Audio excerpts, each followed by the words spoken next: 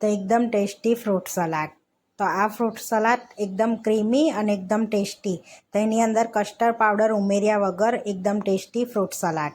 તો આ વસ્તુ ઉમેરીને બનાવશો તો એકદમ થીક થશે ને ફરારી ફ્રૂટ સલાડ.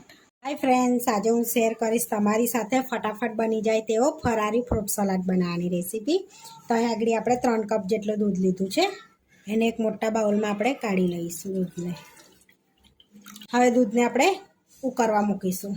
તો આપણું દૂધ ઉકળે છે ત્યાં સુધીને આપણે પલાળેલી બદામને પીસી અને અંદર એડ કરીશું. જેમ કે કસ્ટર્ડ પાવડર એડ નથી કરવાનો, એટલે આ પલાળેલી બદામને પીસીને એડ કરીશું. તો અહીં આગળ આપણે 1/4 કપ બદામને પલાળી દીધી હતી, તેને છોડા કાઢી ફોલી કાઢી છે સરસ એવી. હવે એની અંદર આપણે 2 થી 3 ચમચી જેટલું જ પાણી એડ કરીશું, જેથી સરસ પેસ્ટ બની જાય. તો હવે ઢાંકીને પીસી લઈશું. તો અહીંયા પીસી લીધી છે બદામને, જોઈ શકો છો આ રીતે. હવે આપણે બાઉલમાં કાઢી લઈશું. તો આ રીતે આપણે બદામની પેસ્ટ બનાવી લીધી છે, જે દૂધમાં એડ કરીશું આપણે. તો અહીં આગળ આપણે ઠંડા દૂધમાં 2 ચમચી મિલ્ક પાવડર એડ કરીશું. તો આગળ 2 ચમચી એડ કરી અને સરસ એવું દૂધ આપણે ગાંઠા વગરનું રેડી કરી લઈશું. મિલ્ક પાવડરને સરસ ઓગાળી લેવાનો છે એમ. તો આ રીતે આપણે ગાંઠા વગરનું દૂધ રેડી કરી દીધું છે. તો અહીંયા દૂધ ગરમ કરવા મૂક્યું છે, એમાં કેસર એડ કરી દઈશું આપણે. તો સરસ કલર એવો આવે એમ. હવે એડ કરીશું આપણે ખાંડ. તો જેટલું ગળ્યું ખાતા હોય એટલી ખાંડ એડ કરવાની. તો અહીંયા 3 ટેબલ સ્પૂન જેટલી મેં ખાંડ એડ કરી છે. હવે સરસ મિક્સ કરી લઈશું આપણે. અને જે આપણે દૂધ બનાવ્યું હતું મિલ્ક પાવડર વાળું એ એડ કરી દઈશું અંદર અને સરસ ઉકાળી લઈશું. 5 થી 7 મિનિટ ઉકાળી લઈશું દૂધને સરસ એવું. પછી બદામવાળી પેસ્ટ એડ કરીશું અંદર. તો 5 થી 7 મિનિટ થઈ છે, સરસ દૂધ ઉકળ્યું છે આપણે. તો હવે બદામવાળી પેસ્ટ એડ કરીશું બધી અને સરસ એને ઉકાળી લઈશું આપણે.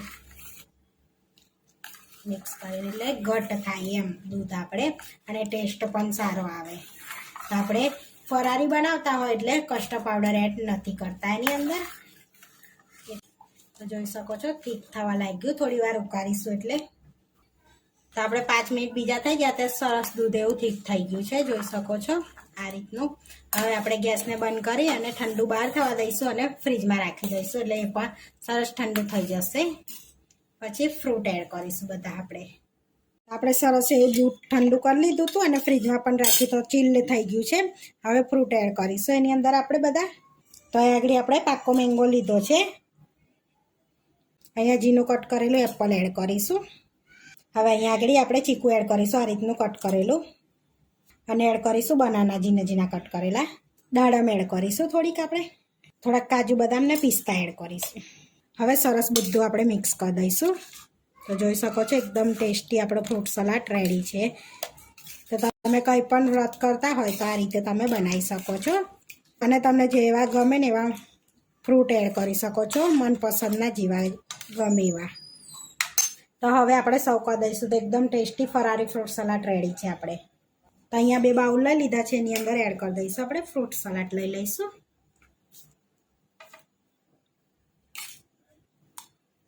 હવે ઉપરથી એડ કરીશું દાડમ.